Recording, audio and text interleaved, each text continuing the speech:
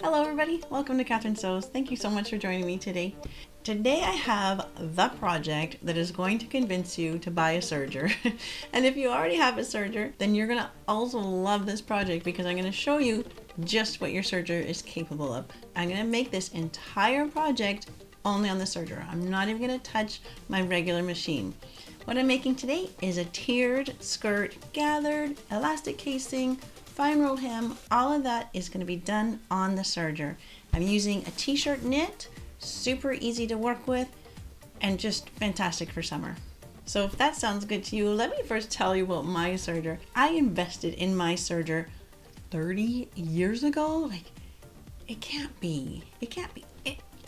It's 30 years. It's 30 years ago that I bought that serger. It's an old Kenmore, well, it's old now. It was new at the time. I paid like $750 for it 30 years ago. And it's just been an absolute workhorse. I've never really had to have it repaired. Like, it doesn't break down. It's just fantastic. If my house was on fire, I would grab my serger before running out the door. I love it that much.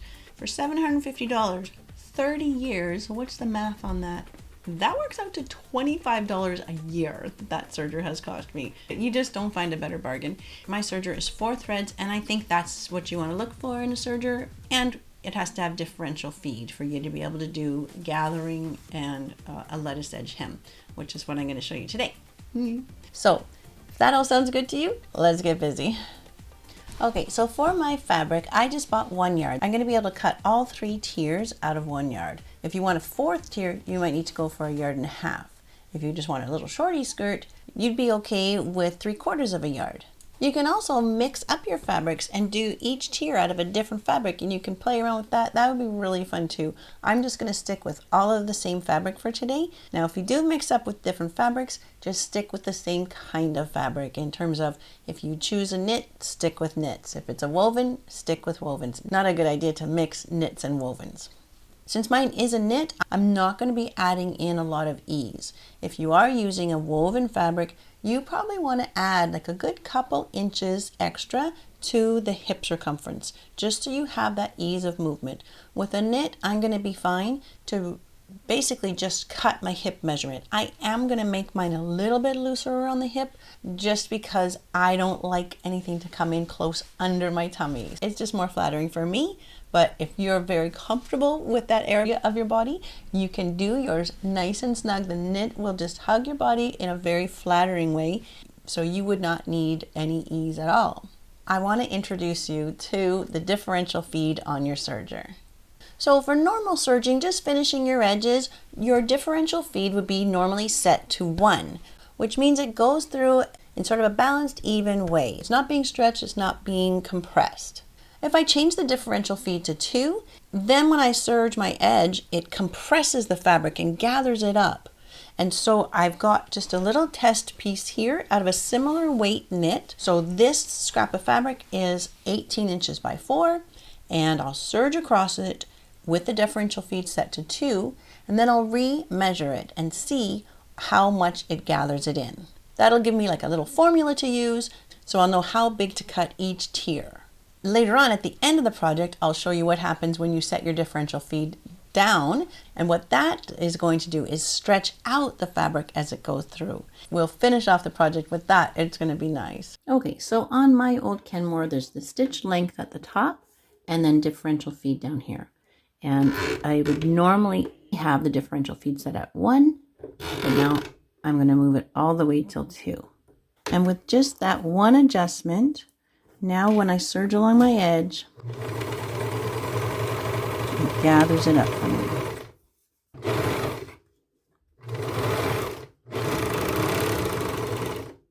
There, so there's my gathered piece. So let's remeasure that. So remember, this was 18 inches and now it's coming out to be 12.5. I mean, it's cute, right? So you can easily make ruffles and things like that with your serger, no problem. So now I can do the math and we can start cutting out the rectangles that we need for the tiered skirt. Okay, so here's the math.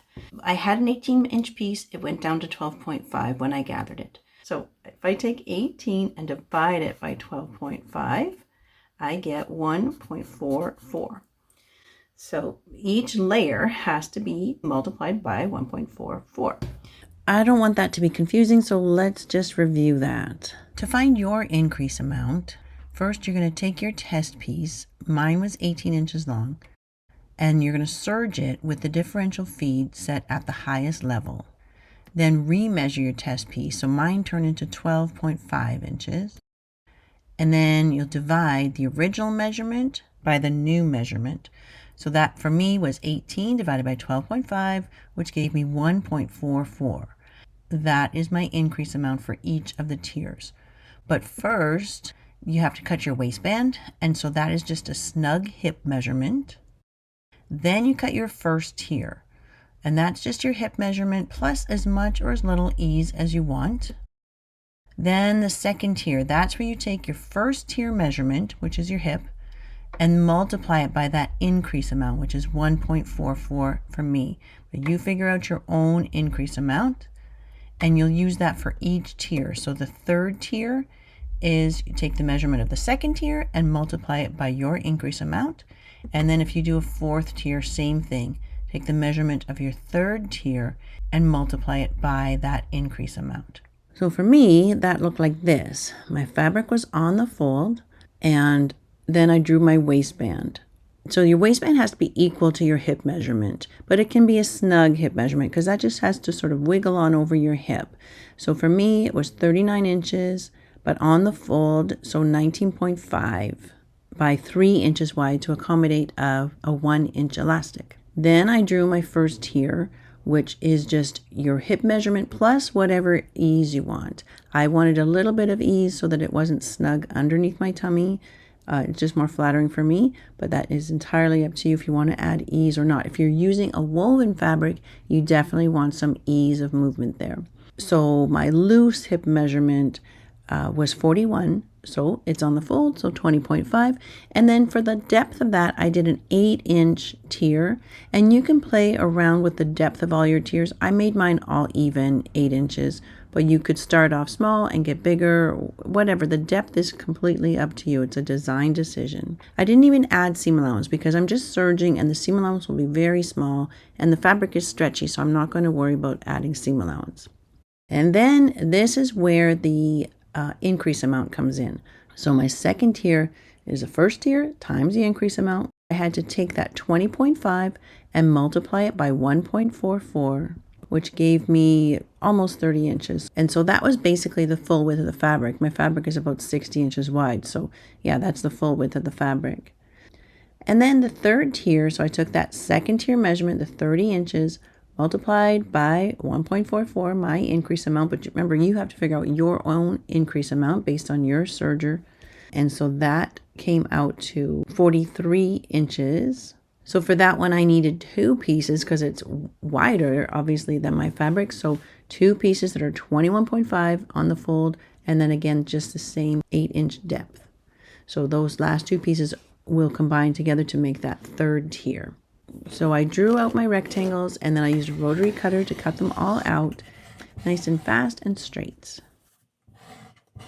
Okay.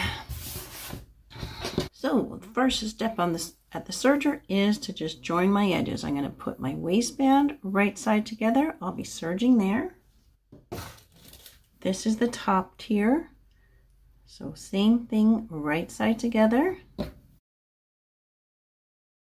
That's the second tier. That goes the full width of the fabric, but of course I don't want that big selvage. And even this white line, I think I'll cut off both of those ends. So those 2 ends go together. That's the second tier. Good. And then the third tier. Here we go. I'll be joining those right side together at the serger as well. So my differential feeds back to 1. My stitch length is at 3. And here we go. That's the waistband. And then here's the top tier. Just nudge up your presser foot to get that edge under. Careful with pins at the serger. You don't want them anywhere near your blade. The second tier. And then the third tier. 2 edges for that one.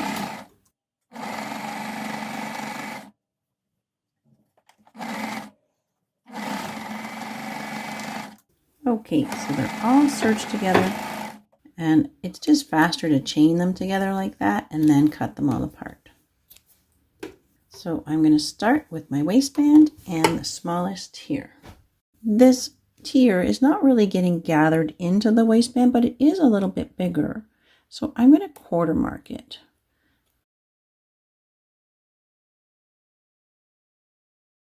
So now I've got a strip of elastic that I just wrapped around my waist to be comfortably snug.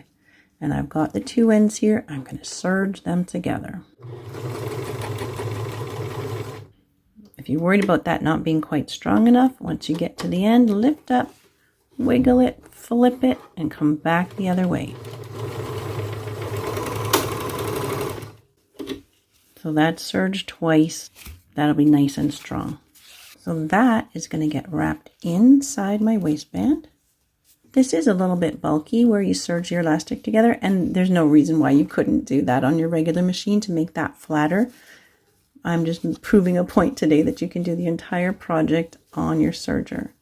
But I will push that the one way and this serged edge the other, just to spread out that little bit of bulk. So that's the center back. And then I'll find that little notch that I put for the side seam. So there it is. So at that notch, I'll put a pin here. And look for my next notch. And there it is. Making sure to keep your edges together makes life a lot easier on a project like this. Okay, so the waistband is quarter marked and it's all folded in half nicely. Good. It's best if I don't put my pins through the elastic because the elastic needs to be able to slide around inside there. So I want to put that center back seam, matching up seam to seam, all three edges together now. There we go. Notches together at the halfway point, notches together at center front, and again notches together at the other halfway point. Good. So with all that together, I'm going to start serging these layers together. I just need to get started and then pull that section taut, bring all three edges together, and then go.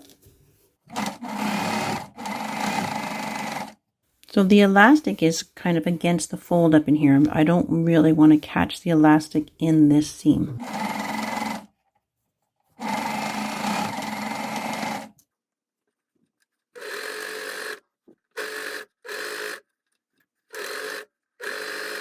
So I can kind of readjust elastic just so I don't have it bunched up in the area that I'm trying to sew. Three raw edges together and then go.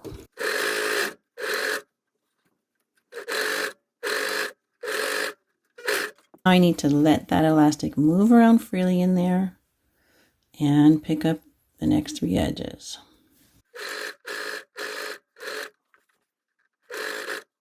Now, if you're at all unsure, you can leave a gap here. You could stop serging here, try it on, make sure the elastic is comfortable. If you want to remove any elastic, you can still do that right now. In fact, I think that's probably a good idea. Okay, so with that little gap, I'm going to try on the world's shortest skirt. It's only 8 inches long. I'll try it on and just make sure that elastic is comfortable. I'll be right back. No problem at all. The elastic feels fine. So I'll just finish off that little section.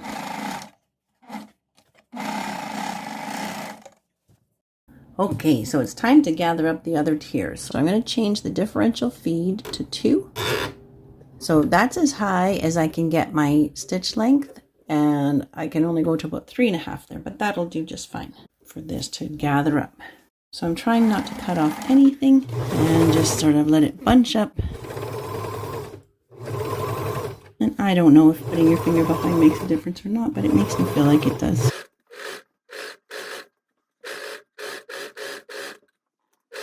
Back around where I started, overlap a bit, and then chain off. There, so that piece is nicely gathered. It's not a ton of gathering, and in fact, if you wanted to gather more, you can pick up one of the needle threads and pull that more.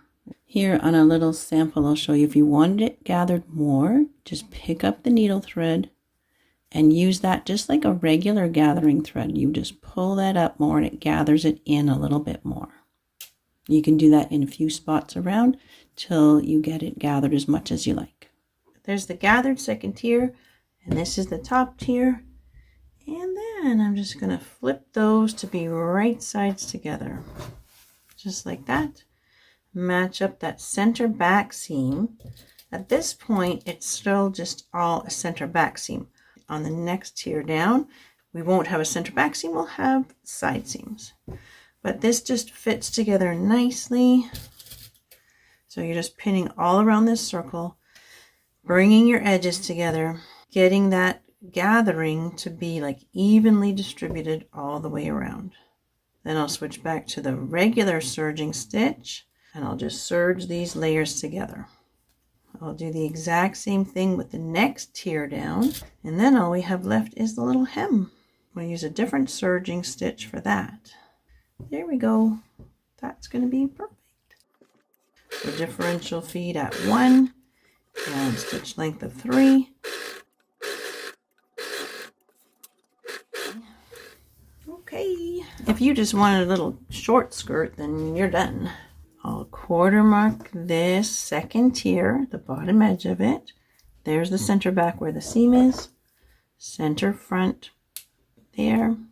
Bring those 2 points together to find the halfway point. I've done the gathering on the lower tier just the same way I did. And look at how pretty that's starting to get. So sweet. Okay, so that's how it's going to be. Now I flip right side together. And my little quarter mark there for the side seam, that's going to go to the side seam of this one. This one does have 2 seams and not just the one that the upper tiers have. Seam goes to the notch. So I'll get this pinned around in the same way and then serge around. I like that the math did not fail me. That just worked out perfectly. That's fitting exactly right. So this is for a small narrowed hem, and I'm just going to show you a couple of options. I've taken out the left needle and the left needle thread. Then for my tensions, I've got 4, 3, and 6. I've got my stitch length to between 3 and 4. And I'll just start by showing you what it looks like at the differential feed of 1. So that's where it's balanced. The only other change is this, where you set it to being rolled instead of serging. So on my machine anyway, this is normal serging. To move this to rolled, push that and you can slide to rolled. That's all on my 30-year-old manual. I've got narrow hemming or picot edging or rolled hem. Picot works out really nicely, so that's what I've got here. 4, 3, 6. I'll just show you what it looks like with the differential feed at 1, and then I'll do a section moving the differential feed to 0.7.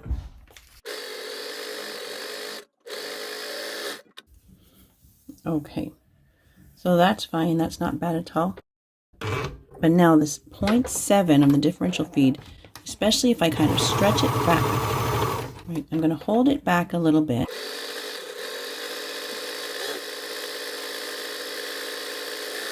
It gives you quite a lovely little lettuce edge hem. So I think I might do that on the bottom of my skirt. If you don't want that, you can just do a straight up quick hem. So with my right hand, I'm just kind of hanging back on the fabric, just giving a little resistance. So I'll go all the way around and then I'll show you a nice little trick of how to deal with the tail of thread. So I'm coming around to where I started. First, I'm just going to let the serger cut off that first tail. I'll overlap a bit and then chain right off. But then what do you do with this tail? If I cut it, it might unravel. So I'm going to tie it in a knot around my finger, but I won't pull it tight. I'm going to get a pin in there, hold the pin right down against the edge, and pull that tight against my pin. So the knot is snuggled right up against the edge there. And then I can cut. All right, so let's see what this looks like on. Okay, so that was just lightning fast, and it turned out really cute, don't you think? So I hope that that helped you to get more out of your serger, Or if you've been on the fence for a while about whether or not to buy a serger, I hope you see that it really is a great investment. I hope you get one, and I hope you love it. So thanks so much for watching my process today, and I'll see you next time here on Catherine Sews. And until then, you take care.